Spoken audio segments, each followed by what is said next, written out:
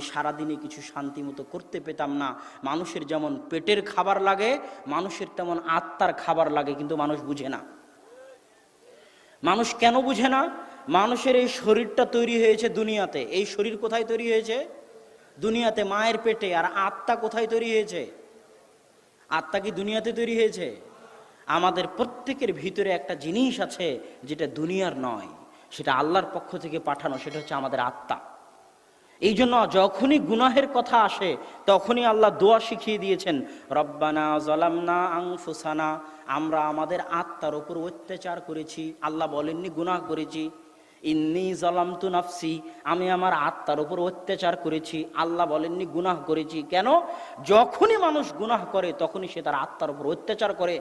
কেননা এই আত্মা তো সেই আত্মা, এই আত্মা তো সেই আত্মা যে আত্মা আসমানের জগতে আল্লাহকে বলেছিল আলাস্তু বিরব্বিকুম ক্বালু বালা, আল্লাহ বলেছিল আমি কি তোমাদের প্রতিপালক নই? এই আত্মাও বলেছিল হ্যাঁ আপনি আমাদের প্রতিপালক। কিন্তু দুনিয়াতে আসার পর ওই আত্মাকে তার প্রতিপালক থেকে দূরে সরিয়ে দেওয়া হয়েছে। ওই আত্মাকে তার প্রতিপালক থেকে দূরে সরিয়ে দেওয়া হয়েছে।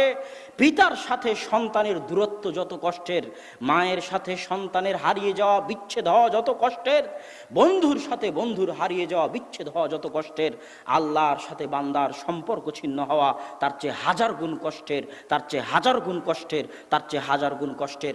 আমাদের প্রত্যেকের আত্মা কষ্টে আছে, কিন্তু আমরা অনুভব করি না। আমাদের প্রত্যেকের আত্মা দুঃখে আছে, কষ্টে আছে, অত্যাচারিত অবস্থায় আছে, নির্যাতিত অবস্থায় আছে, আমরা কেউ অনুভব করি না। আমাদের অনুভব করতে দিতে হবে। কেন অনুভব করি না? আমরা সবাই নিজেদেরকে ভুলিয়ে রাখি গানের মাধ্যমে, ব্যস্ততার মাধ্যমে, সংসারের মাধ্যমে, খেলার মাধ্যমে। আমরা নিজেদেরকে ভুলিয়ে রাখতে চাই যে আমরা একদিন মারা যাব। আত্মার কথাটা আমরা শুনতে চাই না। আত্মার কথা শোনার জন্য একটু সময় দিতে হয়। দুনিয়ার সব